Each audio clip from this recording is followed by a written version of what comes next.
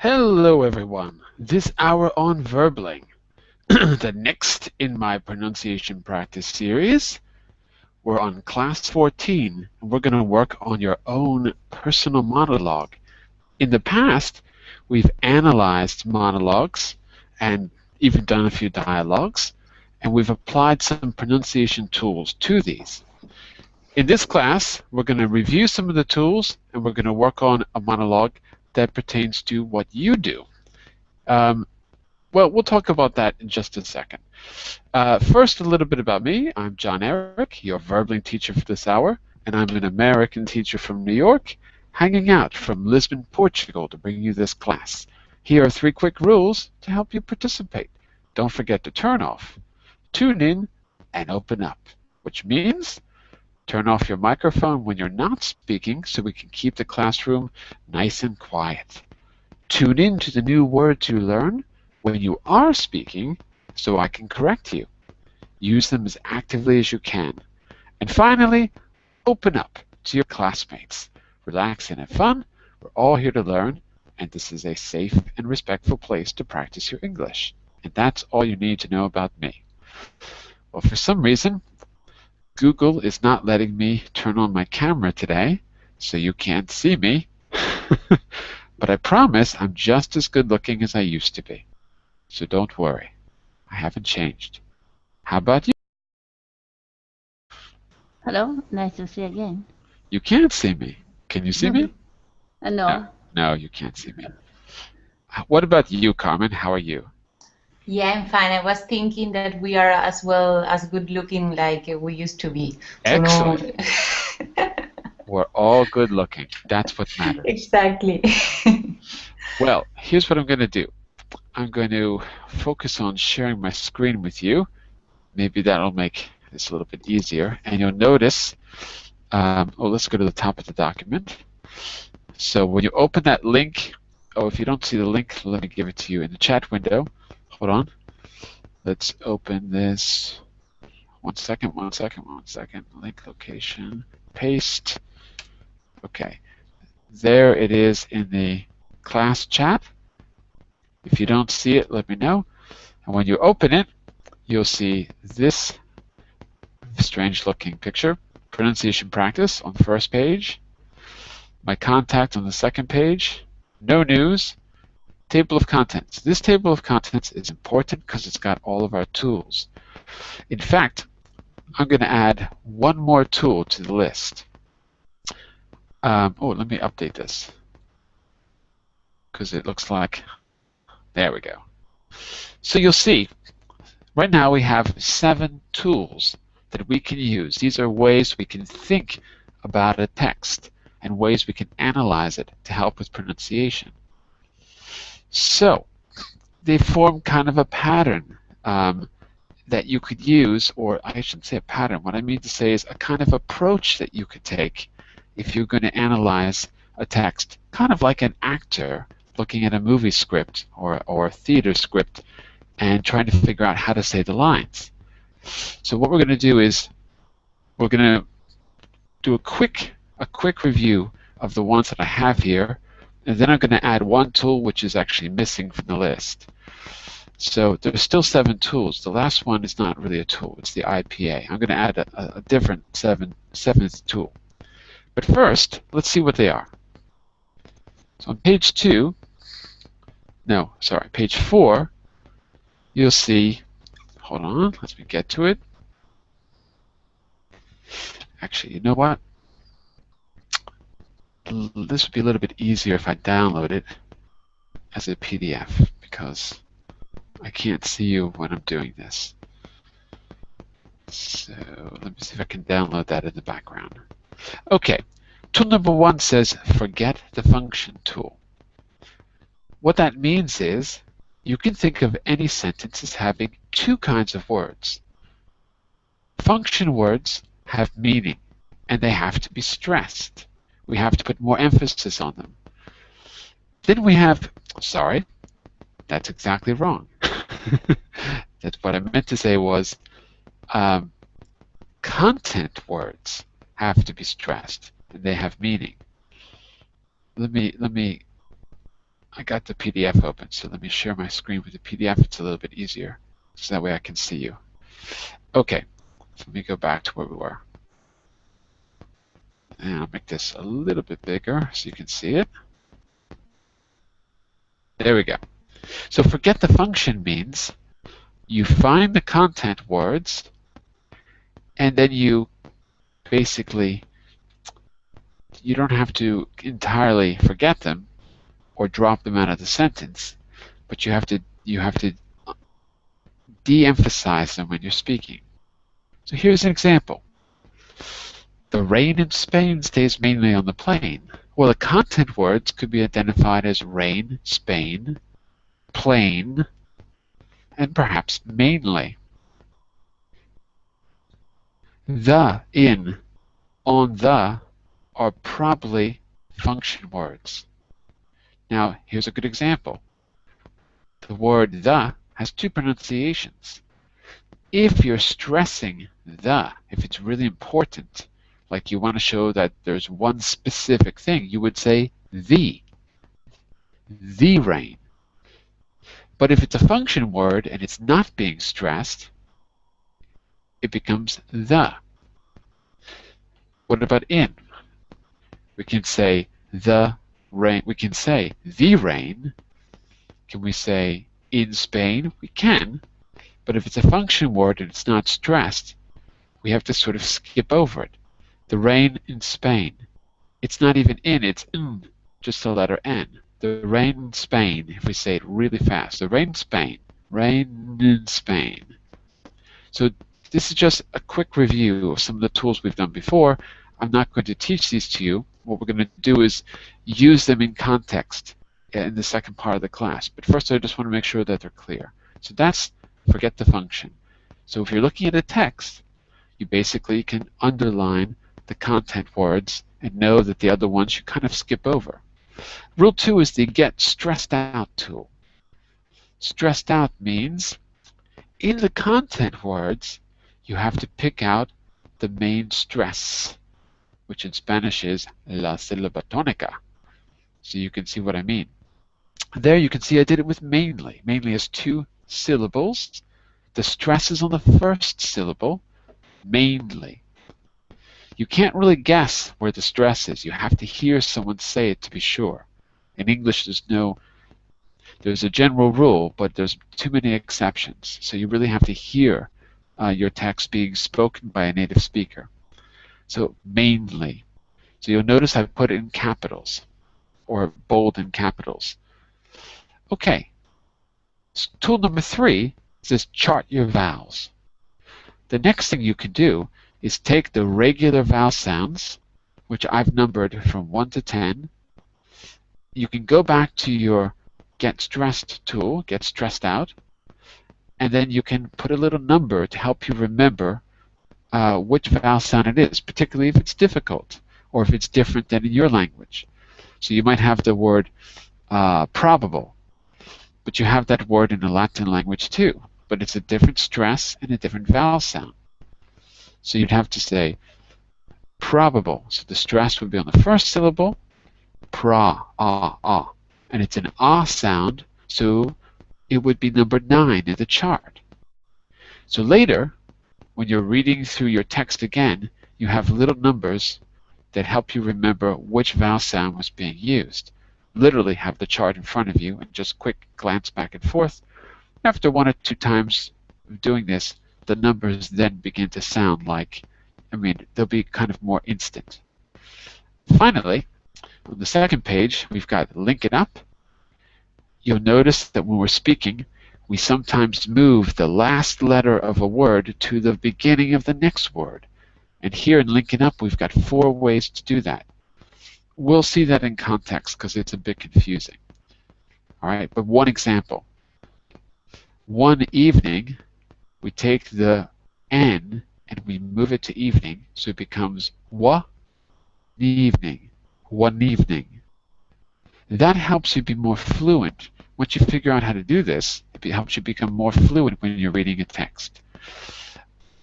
The next 2 tools are not really tools. They're actually kind of, the next one and the number 7 are not really tools. They're really just kind of a chart. This is the 3T's tool, and it helps you remember the pronunciation of the ending of a word, of a verb, if it's a regular verb. There are 3 endings of a regular verb, 3 pronunciations, that is. So the regular verbs end in ed. So if you have a word that ends in an N, like line, the past would be lined. It sounds like a D after an N and an M. Well, as we do this class more and more, we're going to keep filling in this chart until all 26 letters of the alphabet are in one of the 3 columns. These were words that were taken from a previous class. So you've got after a T, after an ID, oh my god, I can't speak. After a T, it sounds like an id. After an S, it sounds like a T. We're going to add more words to the chart, but the good news is there's only 3 pronunciations you need to remember. The drop it out tool is again something we have to just do.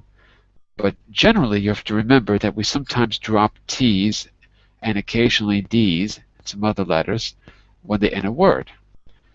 There's a lot of examples there, but don't worry about all that information. You just have to know it in general, and then we'll correct the text as we do it. And as I said, tool number 7 is not really a tool, it's just a chart.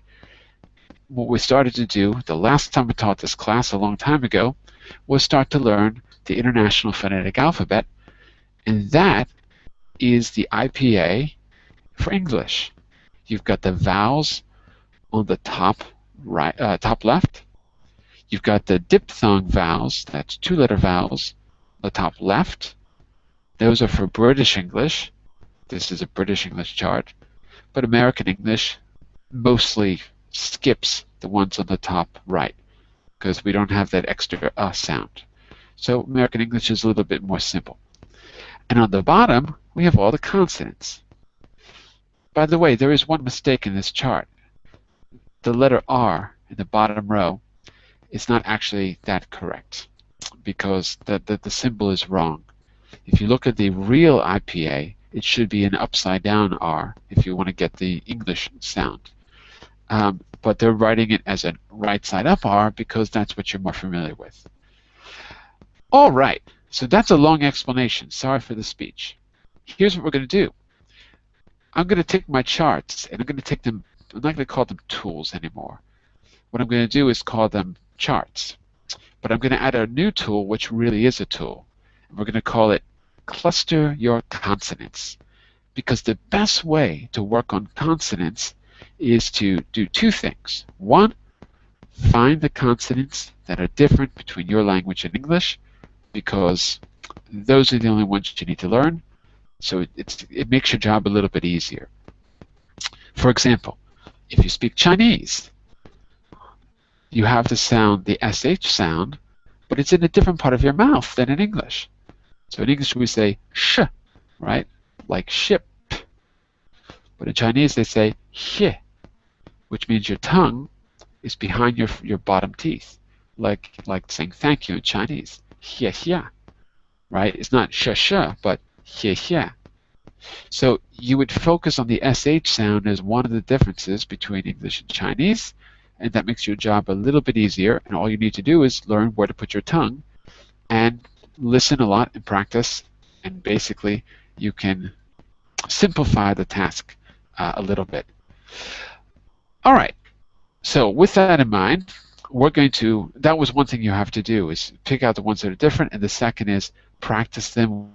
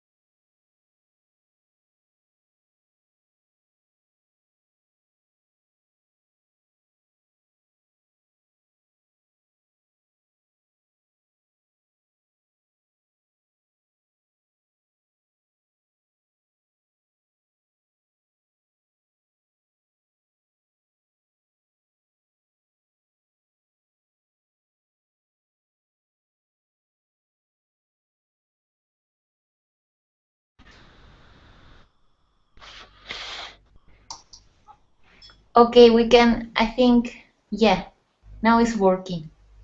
Can you hear me okay? Yeah. Okay. So, at what point did my microphone stop working? Right from the beginning? Or could you hear some of what I was explaining? Of course, you were with that chart and you were explaining things about it. Uh-oh. All right. So, but did I go through some of the tools, or was it silent the whole time? Did you No, no, hear? no, no. We Okay. could hear the chart three. I mean, you were right at the end of the Oh, okay, explanation. okay, fine, good. All right. So I just need to open the document again and share it with you. It takes a second for it to load. The last thing I was saying is we're going to add a new tool. So I separated the charts out because they're really more for reference. Can I open the text by ourselves? No? Sorry, say again? Can we open the text Sure. by The ourselves? link is there in the class chat. Do you see it? Class chat? Yeah, in the verb link chat. Do you see it? No, Okay, so if you don't see it, no, then I can't. then go here. Look in the internal chat, the group chat. You should see it now inside of the Hangout. Do you see it now? Inside of the Hangout chat, Hyde? Okay, I found it. Okay, fine. So when my microphone cut out, what I was doing was giving you a new tool. And let's take a look. I'm going to share my screen. You can also follow along directly by going to page, I forget what it is, 3, I think. No, 4. 4. Okay. No, 5. It's page 5. Here it says, after tool 4, got a bunch of examples. No, 6. Oh, look at this. I'm totally wrong. I created something I'm calling the cluster tool. And what you need to do for consonants is cluster them together. That will help you practice them, and because we never say a consonant alone. We never just say the ch sound. Well, it's possible to say it, but it's way more difficult to say the ch with another consonant that might come after it. Let me see. Or when it ends a word. That's another one. So we might take a sound like the L sound. That's difficult for a lot of, for example, the Italian L is different than the English L.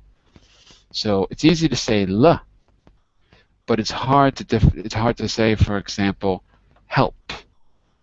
An Italian speaker might say help, exaggerating the L sound in English. So that's what I mean by clustering. One little cluster is the L and the P. So let's do an example together.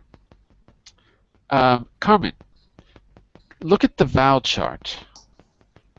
Do you see number 6 in our vowel chart? Yeah. Read that word for me. Cat. Right. So the short sound of the letter A is what?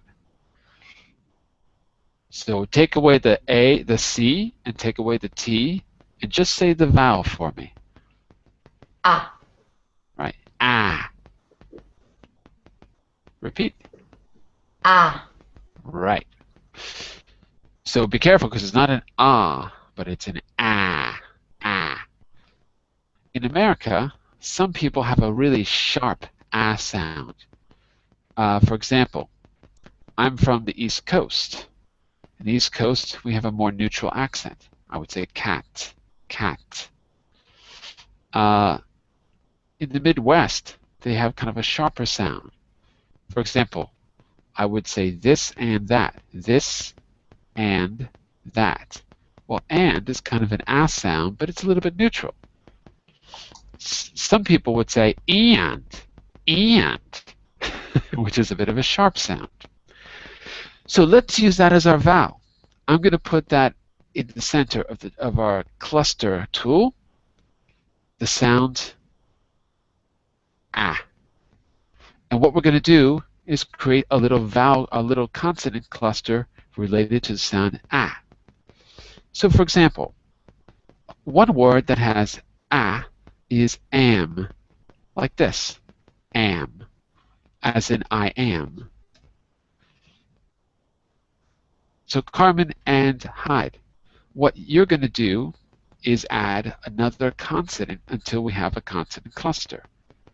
Well, let me do this one for you, actually. Then we'll do a different one. So I'll do one for you. Am. Carmen, what happens if I add an R to it? Can you say that for me? Ram. Ram. Ram. That's it. Because Ram would not really be number 6 in the chart. It would be, it's almost more of an ah, something like a more open A, which would be more like number 9. So ram, in American English, ram. Ram. That's good. Say that for me, Hyde. Ram.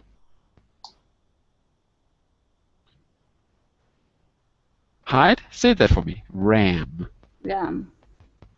Ram. Ram. Okay. Now, what happens if I add a T to it? Hyde, say that word for me. Tram. Tram. Can you hear the difference? Repeat. Tram. Tram. You're saying tram. I'm saying tram. So my ah sound is a little different than yours. Yours, both of you are saying it with a slightly British inflection, a little bit. By the way, there's something I want to do here. I want to write the. I want to also give you the IPA symbols. So look how I would write this. Give me a second. I got a nice little tool for this here. On your screen, you should see the International Phonetic Alphabet. It'll be there in a second. And so if I was going to write tram, I would say t, r. I got to get my vowels down here. Ah, and then M. Where's my M? And I close it with that. Okay? So on the chart, I can write it like this. Tram. Let's make that a little bit bigger so you can actually see it.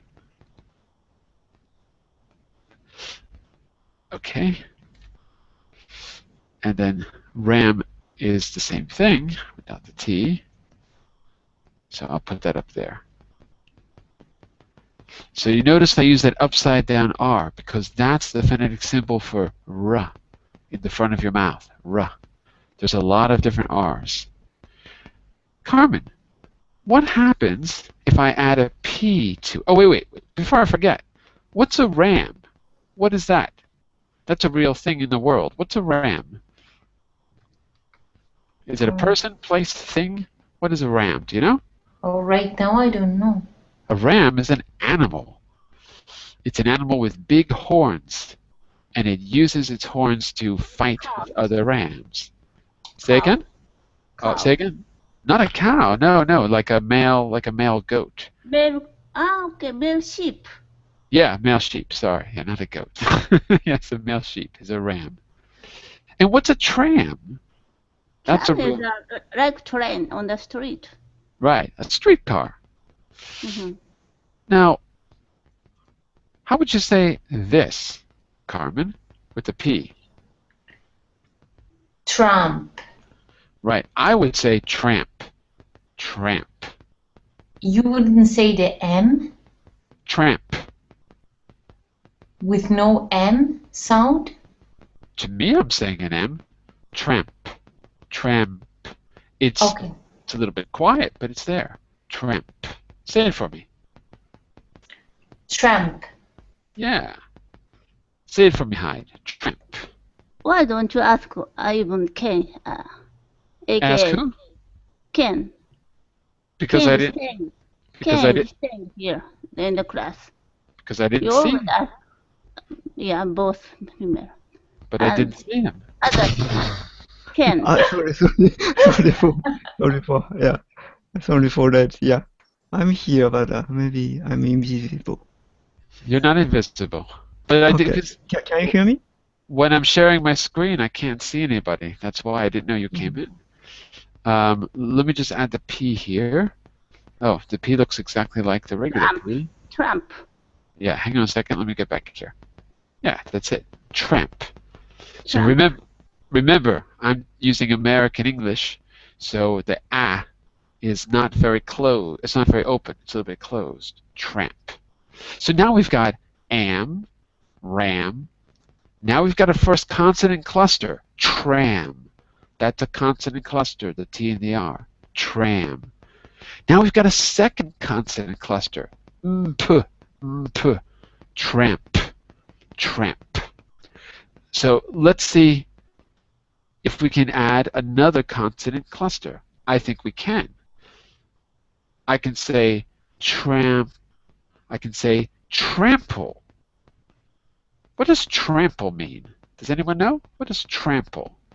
And step on. To step on is to trample. That's right. So now if I go back to my IPA and I put a L sound, it's not really a L in the front of your mouth, it's a L in the back. So I have to find my L. Where's my L's? L, L, L, L. That's an alveolar sound. Alveolar. L, L, L. Oh, there it is. I guess it's this one. L, L. Trample. Oh. That's no, that's really in the back, isn't it?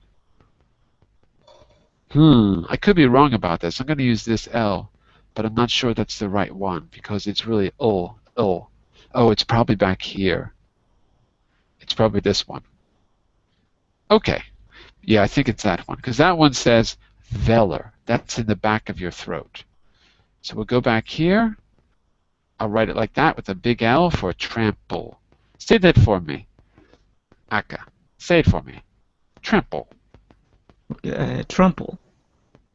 Say, all three of you are using kind of a more open A. Mm-hmm. You can use it, okay? But remember, if you're doing an American accent, particularly a neutral East Coast accent like mine, it's a little bit more closed. So you have to start with am. Say that for me. Am. Am. Right. Ram. Ram.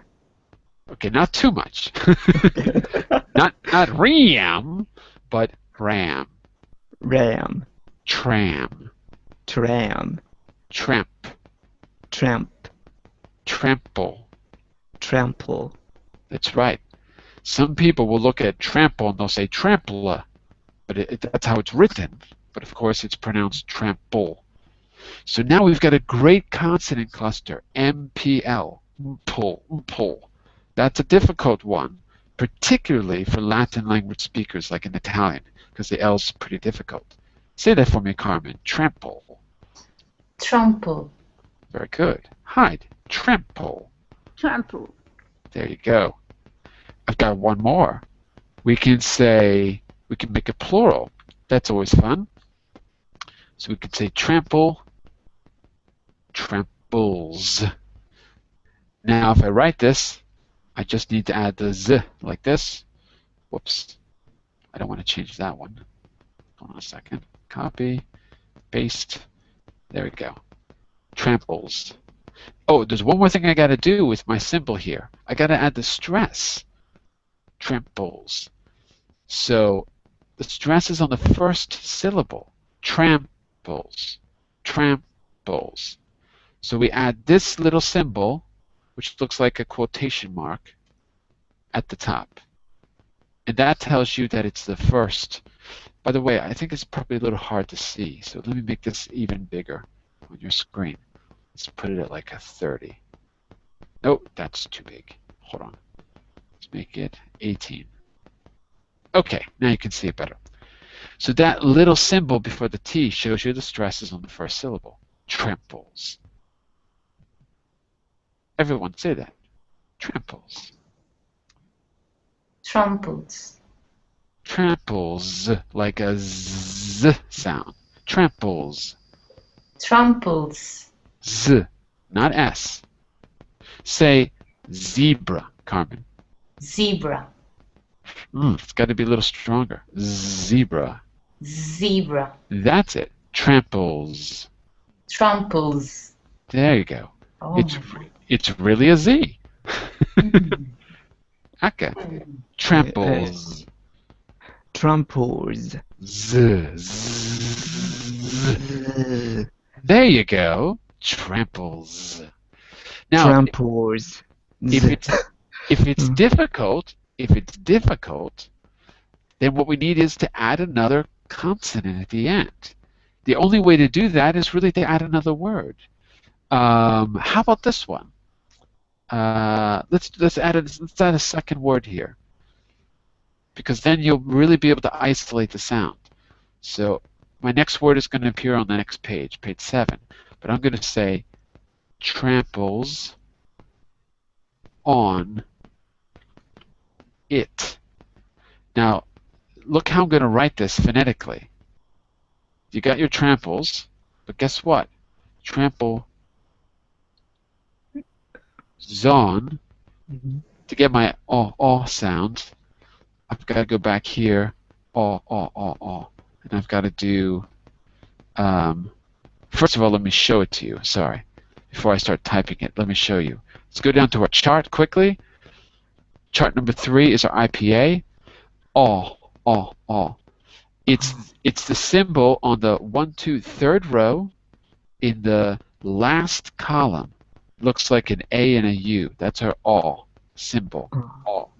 So if I write it here, let's go back up to the tramples at the top of page 7. Tramples on. Now look at this. I have to. So see what I'm doing? I'm moving the last letter to the next word to make it like real English. Trample, zaw, and then I have to go. Now here I've got to actually write this, or it's not going to work because I can't make this symbol. I looks like this, and the T, it tramples on it. It's more of a stop. Hold on a second. Where's my stops? My stops. Stop. I don't see any stops. Trills, fricatives, approximates. It's not really an it. It's more of an id. Okay, I'm going to use an it anyway because it's more convenient for now, and it's not totally wrong. It's not really an it in American English. It's more of an id. Okay, but look how I write it now. Look at the phonetic symbols. Trample, zaw, knit. Tramples on it. Not tramples on it, but trample, zone, knit. Say it for me. Let's start with you, Aka, because the Z seems like it's a little difficult. So if we move the Z to the next letter, the next word, it makes it easier. Listen to me one time and then repeat. Tramples on it. Tramples on it. The problem is the L. Say trample. Trample. That was good. Say zaw. Zaw. Zaw. Zaw. Because it sounds like you're adding an extra sound. Zaw. Zaw. It's not ow. Don't be so. You gotta kind of reduce the U sound. Just kind of more of an aw with your mouth open. Zaw. Za. Za. Not za, but Za. zaw. Aw. Za. Aw. That's it. Ah. That's it. Zaw. Za. And the last Zaw. one is knit. Knit. That's easy. Now you go backwards. You say first knit, Knit. zaw knit. Za knit. Wait a second. This is going to be a little hard. Pulls on it. Pulls on it. Tramples on it. Tramples on it. There you go. So that's the secret. It's Mm. easier if you go backwards first and isolate the sounds. If you try to go forward, you're going to say what you think, not Mhm. what you've trained your mouth to do. There you go. Okay. Mm. Hey, Carmen, tramples on it. Tramples on it. Uh-oh, two problems. Oh. It's not neat, it's knit. And the difference is, if I were to use the chart, I could say the vowel sound is I, as in number 8, not E like number 2. So it's an 8, not a number 2. And also, I'm hearing an S, not a Z. So try it backwards. Knit, It. zonnet. Sonnet. No, because I'm hearing zonnet. Zonnet. Good. It's not bad. But again, I'm hearing the E instead of the I. I like lick. I like sick. I like Okay. Zonnet. zonnet. Say knit. Knit. Look at it. Say it. It. No, Yeah. I'm not saying. Okay. You're Wait. saying eat. Yeah, like, I know. like I want to eat a hamburger. Yeah, right. It. It. Okay, good. Zonnet. Zonnet. I'm still hearing neat. It takes time because actually this is something that's been studied. There was a famous study not long ago with Japanese speakers, and they tested the ability of Japanese speakers who had never spoken English before to hear the difference between the R's and the L's. And what they concluded was they literally couldn't hear the difference because there is no difference in Japanese, or not a strong difference. So the difference between lock and rock. But when they had a teacher or some feedback, they could hear, okay, say rock, and they would say lock. And the teacher would say, no, that's wrong. Once they got feedback, they could slowly begin to distinguish the difference. So it's not something you can do immediately. Spanish speakers have the same problem because there's only 5 vowels in Spanish. But there's about 15 in English. I only have 10. There's about 5 more, and then arguably there's even more than that, depending on where you live. But there's about 15 regular vowels. So, is there a way to fix this? Absolutely. You just need to give yourself feedback, and one way to do it is listening and repeating with lots of repetition, especially if someone's correcting you. So, don't worry, you're not going to get it in the next 8 minutes, but you will get it in a relatively short period of time if we give you the right exercises. Anyway, you don't have to have exactly native pronunciation. Everyone will understand you. It's not a big deal. So, Do you remember me? say again? Do you remember me? Who are you? I've never said anything. Are you Hyde? You practice only 2 people. I'm staying here from the first, but you never said me. Well, why don't you try it now? No, never. But try it now. Why? But I'm mostly illustrating now more than practicing.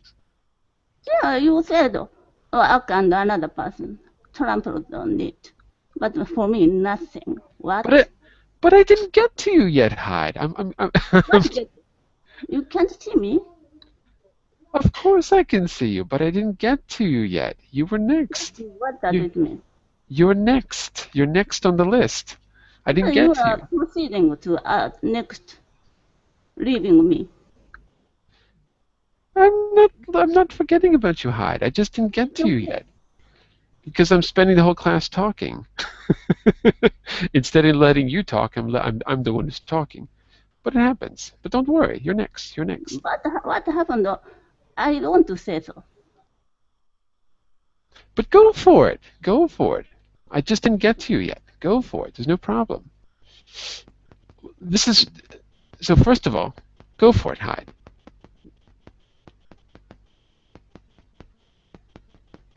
What? Hi, go for it. Let me hear you. Say it. Go for it. What? We're right here.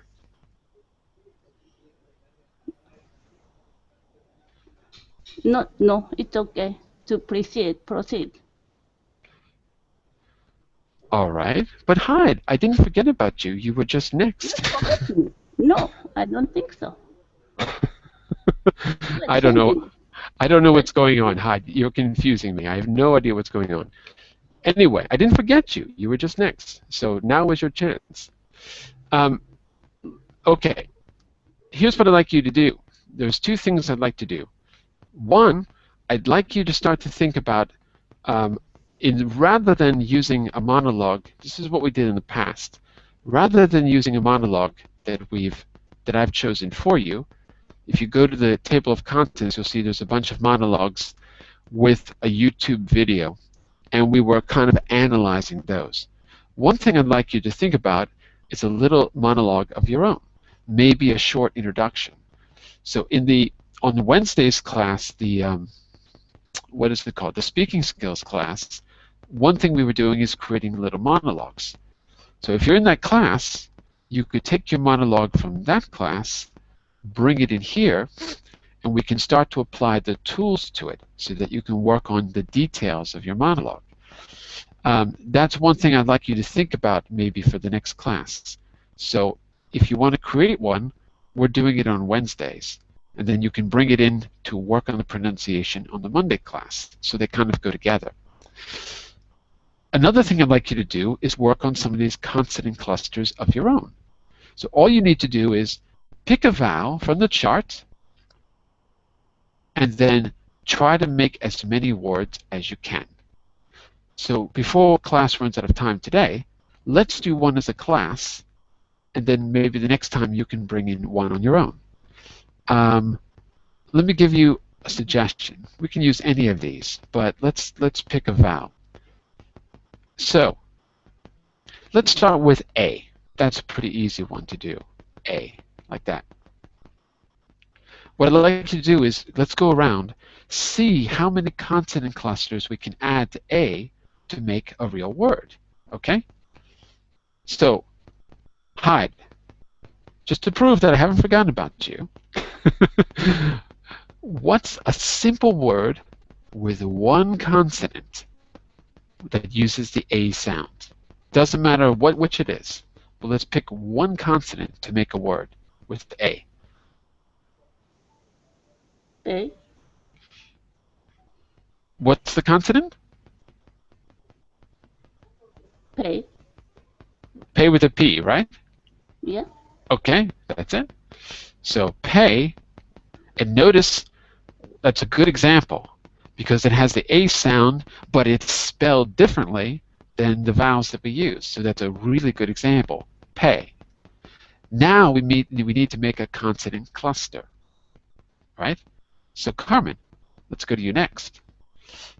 You need to add a second consonant to pay. It Pray. doesn't matter. Pray. Very good. Notice that pray is spelled differently, but it's still the A sound. So we've got our first consonant cluster. Anton, I know you joined us a bit late, but what we're doing is working on tricky consonants by adding them to other consonants. So P and R is a consonant cluster. Your job is to add a new consonant. As long as it creates a word, it's legitimate. Can you think of another consonant? Consonants are the opposite of vowels. Can you think of another consonant to add to the beginning, the middle, or the end to create a new word? What do you think, Anton?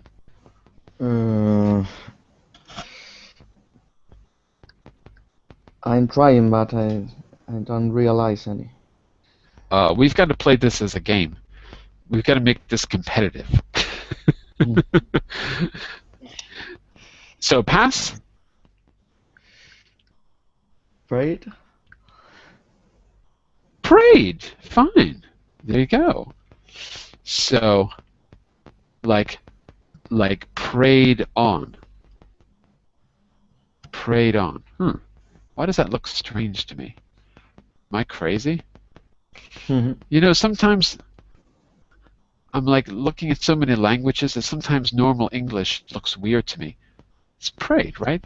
Prayed with an ED in the past. Yeah, it's fine. I don't know why I think that looks weird. The other day I was looking at the word letter and I couldn't recognize the word for some reason. My brain, I don't know what's going on with me. Aka, are you there? Yes, you are. Yes. Okay. We've got prayed. What consonant can we add to create a new consonant cluster? And as long as it's a new word, as long as it's a real word, it's legitimate. Can you add one more? Made up word. Prayed it. Braided doesn't count. It's got to be a real word. Really? I see. Prayed it. So it won't work. Give up? I have to the make up word? No, it's got to be a real word though. It's got to be a real word. And there is a real word that you could say here. I don't know. Give up. Try it with an S. Sprayed. Exactly. Oh, I see. Exactly. Sprayed. So now we've got a, pay, pray, prayed, sprayed. That is how we work on our consonant clusters. So all you have to do is pick a vowel and make a little mountain out of it, going down. Keep adding consonant clusters. The next thing you would do is add another word. Sprayed. Well, look, if we add another vowel, and we say, for example, sprayed it, right? That would be a great consonant cluster to practice because look, sprayed it actually gets written like this. I mean, it gets said like this. Sprayed it. Sprayed it. So it teaches you how to pronounce words that are together. Okay, one more thing I'm going to say before we go is this. If you use this link, which I'm going to post for you, you can practice writing using the IPA chart as well. You click on a letter, and at the bottom of the screen here, it will write it for you, and then you can copy and paste. That's useful because, for example, sprayed it. I can put a little D here, right? And I can go sp, pr, r, and then I have to go to my vowels down here. A, spray. I guess it's like this. Sprayed it. Okay, so it's written at the bottom of the screen, which you can see, and it will help you in the future. So you can see the phonetic symbols there. Sprayed it. And I can also add the stress at the top. Sprayed it. There you go. So your homework is to create a consonant cluster of your own and bring it to class. You can copy and paste it into the chat window and I'll put it in the document. That's your homework. Try it on your own. And think about creating a monologue where we can apply our tools to. We've looked at one new tool today, the Consonant Cluster tool. If I go to the top, let me update my table of contents, you'll see the other tools. Let me just update it real quick. There we go. So you'll see now I've changed this to have 5 tools and 3 reference charts. 5 is a little easier to work with than 7. So 5 tools that you can use to analyze a text to help you with your pronunciation. You can actively apply these tools to it. And 3 reference charts that will help you by looking at symbols that will make it a little bit easier. Your vowel chart with numbers, the past tense chart with the 3 T's, and finally the English IPA symbols in chart number 3. Okay? So think about that as a homework. Bring in a consonant cluster of your own. Try to use consonants that are a little bit difficult for you, like Z's and S's, or L's and R's. Those are tricky for most non-native speakers. Bring it into the next class, and come on Wednesday to work on your monologue. And with your monologue, you can bring it into class, and we'll work solely on pronunciation for everyone's monologue. Okay, that's it for now. I'll be back in just a minute to do the next business class, which is job performance, talking about job performance. Anyway, questions or comments, send me a message in the chat through Verbling, and I'll be happy to help you out and answer it. Bye for now, everyone. See you in a few minutes if you're coming back. Bye for now. Bye. Thank you. See you Thank you soon. very much. Bye. Bye.